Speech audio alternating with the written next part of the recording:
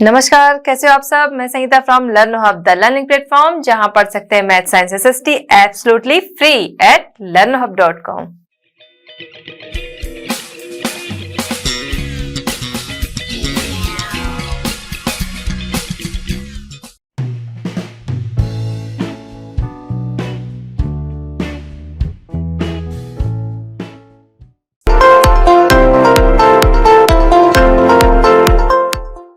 चलिए बच्चों, हमारा आज का चैप्टर स्टार्ट करते हैं। क्वेश्चन नंबर 1 हमारा है fill in the blanks. Fill in the blanks है, चलिए देखते हैं क्या करना है। इसमें फर्स्ट हमारा है was a word used for large land owners.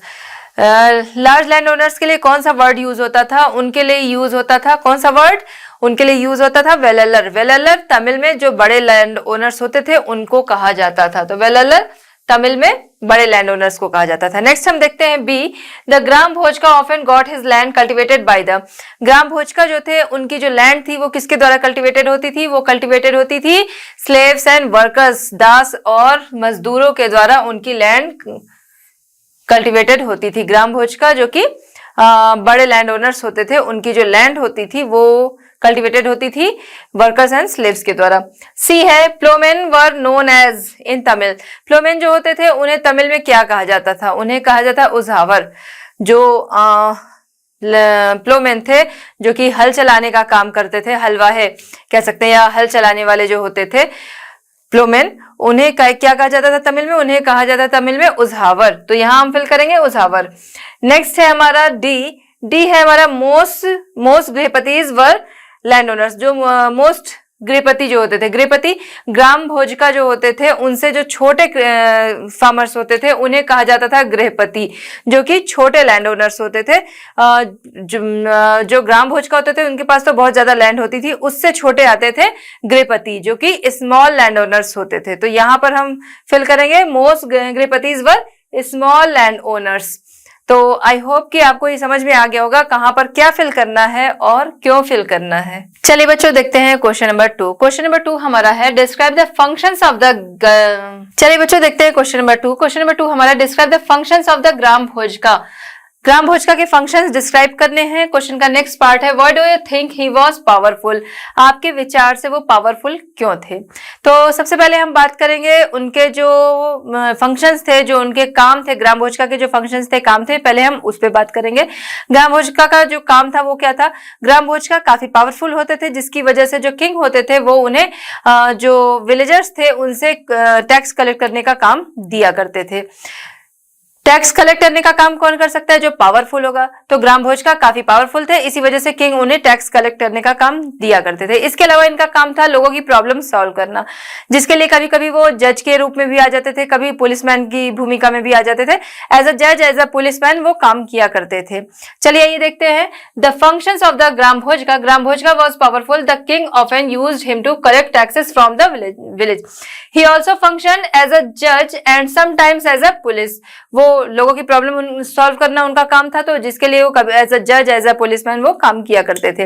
अब हम आते हैं कि हमारे थॉट से ग्राम भोजका जो थे वो पावरफुल क्यों थे? तो पावरफुल इसलिए थे, सबसे पहली बात कि वो लार्ज लैंड ओनर थे। वो बहुत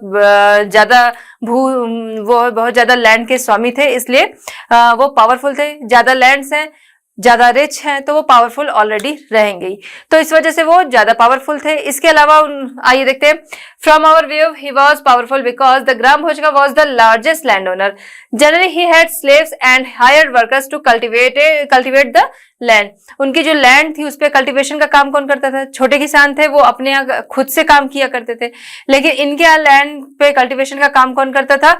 जो स्लेव्स होते थे या फिर इनके द्वारा हायर्ड वर्कर्स होते थे वो किया करते थे।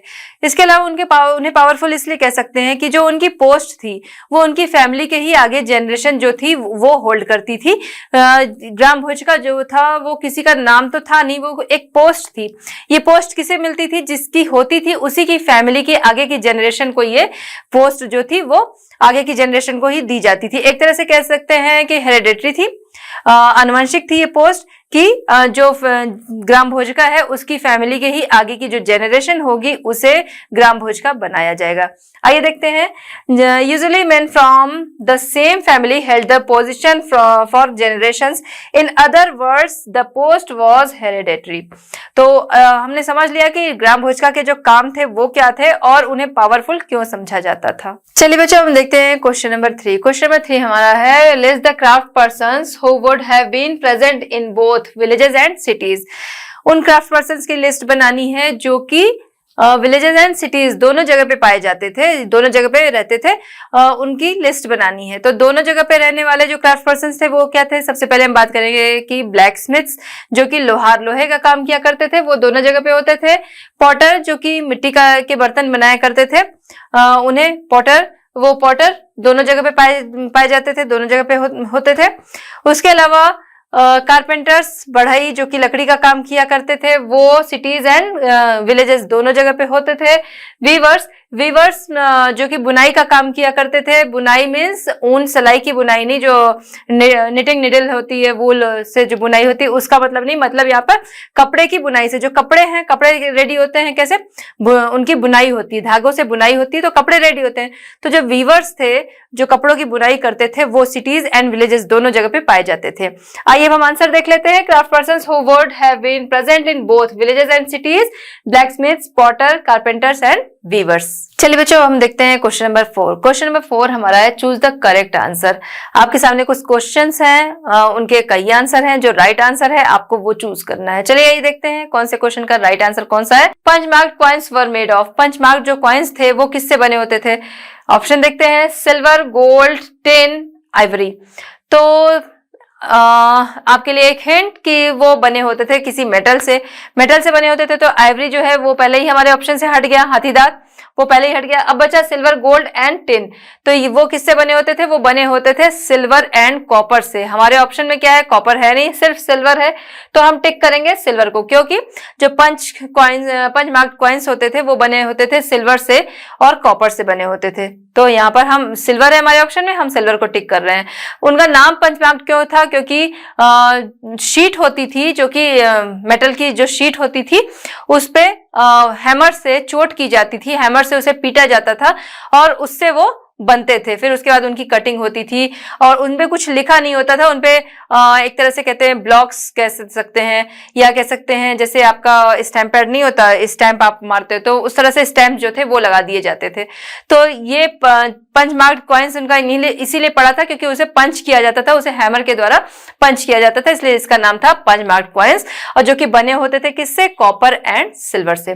नेक्स्ट हम देखते हैं सी हमारा है Mathura was an important. Mathura जो था वो किस लिए इंपॉर्टेंट था? ऑप्शन देखते हैं, village, port, religious centre and fourth है फॉरेस्टेड एरिया। तो जो मथुरा था वो किस लिए फेमस था? मथुरा था रिलीजियस सेंटर, हम टिक करेंगे ऑप्शन थर्ड जो हमारा है रिलीजियस सेंटर, वहां धार्मिक स्थल के नाम पे वो फेमस था, इसलिए हम टिक करेंगे यहाँ पर रिलीजियस सेंटर मथुरा को। डी हमारा है श्रेणीज वर एसोसिएशन ऑफ। श्रेणीज जो था वो किसका एसोसिएशन था? तो जो श्रेणीज जो था वो ट्रेडर्स जो होते थे, मर्चेंट्स होते थे, उनका, और क्राफ्ट पर्सन जो होते थे उनका एसोसिएशन था। श्रेणीज क्या था? Rulers, craft person, farmers and herders. इनमें से अगर चूज करना है तो वो जो राइट आंसर हमारा है क्राफ्ट पर्सन। तो क्राफ्ट पर्सन जो होते थे, ट्रेडर्स, मर्चेंट्स जो होते थे, उनका एसोसिएशन जो था वो कहलाता था श्रेणीज, न कि रूलर्स, फार्मर्स या हर्डर्स इसमें आते थे। इसमें आते थे क्राफ्ट पर्सन्स एंड ट्रेडर्स जो थे, उनका जो एसोसिएशन था उसे श्रेणीज कहा गया था। आई होप कि आपको ये समझ में आ गया होगा कि चूज द करेक्ट आंसर, कौन सा आंसर करेक्ट है और क्यों है। चलिए अब देखते हैं क्वेश्चन नंबर 5। क्वेश्चन नंबर 5 हमारा है what kind of evidence do historians use to find out about trade and trade routes. ठीक है, तो आपको बताना है कि जो हिस्टोरियन होते हैं ट्रेड एंड ट्रेड रूट्स का पता लगाने के लिए किन एविडेंस का यूज करते हैं। ठीक है, तो देखिए इसमें सबसे ज्यादा भरोसेमंद अगर कहा जाए तो वो होता है लिटरेचर। ठीक है, क्योंकि उसमें तो बाकायदा चीजें जो हैं वो लिखी रहेंगी। ठीक है, उसमें कोई अंदाजा लगाने वाली चीज नहीं रहेगी कि उसमें कोई अंदाजा लगाएगा। ठीक, एक तो ये हो गया लिटरेचर, उसमें चीजें लिखी रहती है, वो चाहे पोएम है, लिटरेचर है इसमें। इसके अलावा हम बात करते हैं पॉटरी वगैरह की, कि पॉटरी है, वेसल्स हैं, कोई भी बर्तन है, बोल वगैरह है, तो वो किस चीज के बने हुए हैं, किस तरीके के बने हुए हैं। ठीक, हम उसका डिजाइन जो है वो देख सकते हैं, जिस चीज का बना है उसको देख सकते हैं, जो उसका पैटर्न है वो देख सकते हैं, उन पर जो डिजाइन है वो देख सकते हैं। तो उससे क्या है, वो चीज उन्होंने एक जगह देखी, अगली जगह फिर कहीं पे वो चीज मिली, फिर अगली जगह एक उनको दिखा कि हाँ एक ये इस तरीके का रूट जो है, इस रूट पे जो है ये चीजें जो है देखने को मिल रही हैं। ठीक है, अब क्या है कि वही चीज अगर हम देखें कहीं और पे नहीं है, कहीं और किसी और तरह का है, तो उससे ये समझ में आ गया यहां से यहां तक इनका ट्रेड रूट रहा होगा, ये लोग ट्रेड की पर्पज से एक दूसरे से मिलते रहेंगे, इनके ट्रेड रिलेशन रहे होंगे, तो उससे पता चलता है। ठीक है, तो सामान इस तरीके की बहुत सारी चीजें, ठीक है, बीट्स वगैरह भी पाई जाती हैं, तो जो बीट्स एक जगह पाई गई वही उसी तरीके की बीट्स दूसरी जगह पाई गई। ठीक है, ऑर्नामेंट वगैरह भी हम कह सकते हैं, कॉइन्स वगैरह कह सकते हैं, ये भी सबसे मेन है। ठीक है, कि कहाँ पे किस तरीके का यूज हो रहा है, उनमें कौन से डिजाइन्स बने हैं, किस मेटल का यूज हुआ है, पहली चीज तो ये। ठीक है, मेटल यूज हुआ है या कहीं पे पत्थरों से बन रहा है, जिन भी चीजों से बन रहा है उसमें क्या चीजें बनी हैं। तो इससे क्या है, जब सेम चीजें अगर पाई जाती हैं तो उससे समझ में आ जाता है कि इनका ये ट्रेड रूट रहा होगा और इनका ट्रेड रिलेशन रहा होगा। इस तरीके से ट्रेड एंड ट्रेड रिलेशन जो है या ट्रेड रूट जो है उसके बारे में पता चलता है। अब अगर हम जैसे बात करें कि आपका जो ये चैप्टर हम लोग यहाँ पर डिस्कस कर रहे हैं, ये साउथ की तरफ का हम लोग पढ़ रहे हैं। ठीक है, तो चोल, चेर, पांड्य, ठीक है, चोलास, चेर एंड पांड्य जो थे, ये तीन जिनको मूवेंदर कहा गया है। ठीक है, तो यहाँ पर संगम साहित्य, जो पांड्य थे उन्होंने एक कह सकते हैं संगम सम्मेलन कराया था, कॉन्फ्रेंस एक तरीके से। ठीक है, जिसको कि संगम नाम दिया था।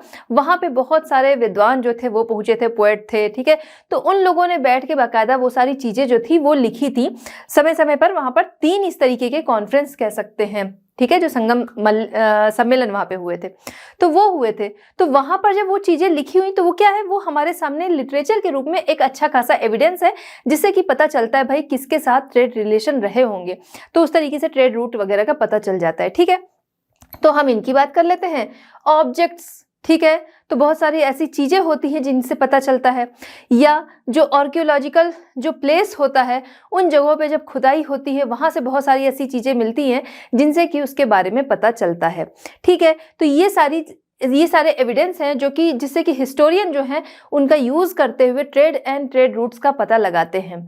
ठीक है, अब जैसे हम यहाँ साउथ की बात कर रहे हैं, ठीक है, तो यहाँ पर देखा जाए तो जो रोम था, ठीक है, तो वहां पर क्या था, यहाँ के मसाले, प्रीशियस स्टोन्स, ये सारी चीजें जाती थी।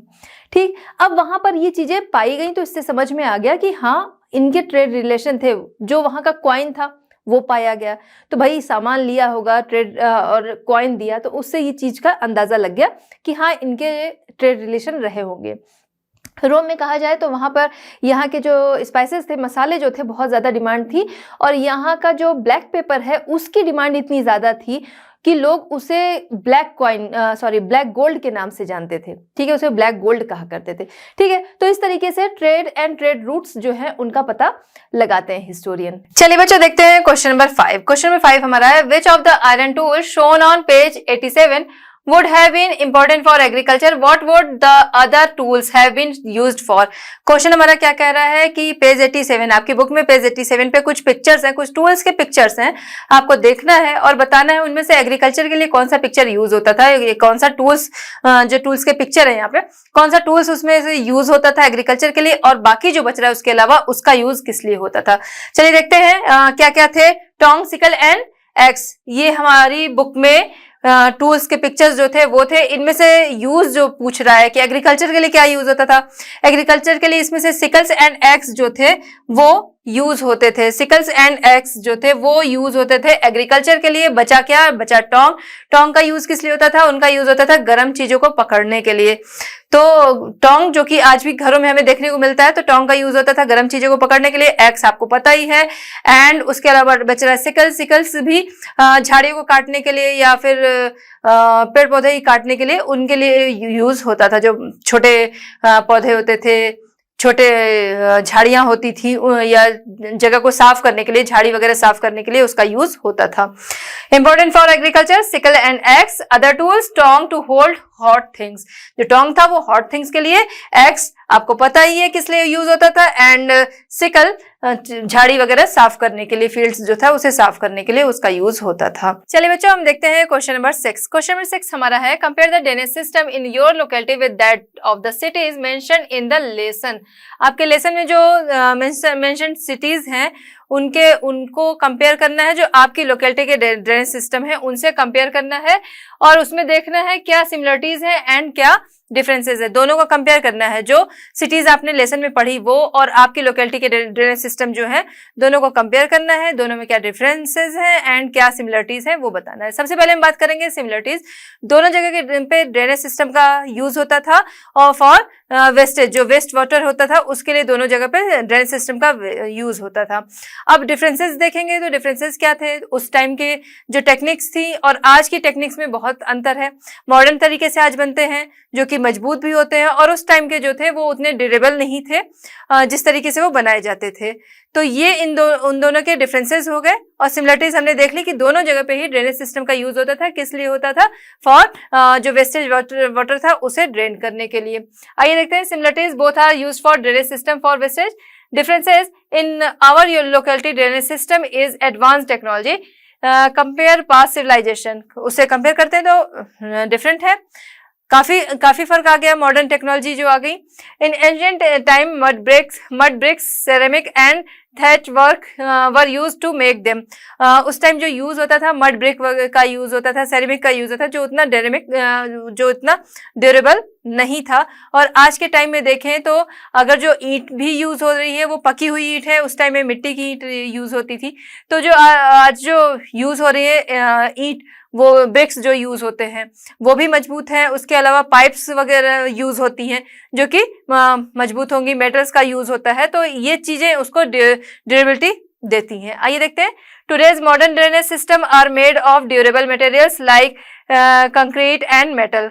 उसके अलावा देखते हैं those time ring wells use for drainage, today's pipe and drains. उस टाइम क्या था कि यूज होता था, रिंग वेल्स का यूज होता था। यहाँ पे रिंग वेल्स की पिक्चर है, तो रिंग वेल्स का यूज होता था उस टाइम में फॉर ड्रेनेज। और आज के टाइम में जो यूज होता है वो पाइप्स का यूज होता है, ड्रेन्स का यूज होता है, नालियां बनी होती हैं तो उनका यूज होता है ड्रेन करने के लिए, जो वेस्टेज होता है उसे ड्रेन करने के लिए। तो ये हमने देख लिया कि लेसन में जो हमारे जो सिटीज थी अरिका मेडु, भरूच एंड मथुरा, उनको कंपेयर किया आज की लोकेलिटी के जो ड्रेनेज सिस्टम है उनसे। आई होप कि आपको ये आंसर जो है वो समझ में आ गया होगा। तो बच्चों इस तरह हमारा ये चैप्टर होता है कंप्लीट। आई होप कि आप पिछले सारे चैप्टर्स की अच्छी से प्रैक्टिस कर रहे होगे, इस चैप्टर की भी अच्छी तरह से प्रैक्टिस करोगे। मिलते हैं next chapter and next solutions के साथ at Learno Hub. Learno Hub free है पर बेस्ट है। Thank you.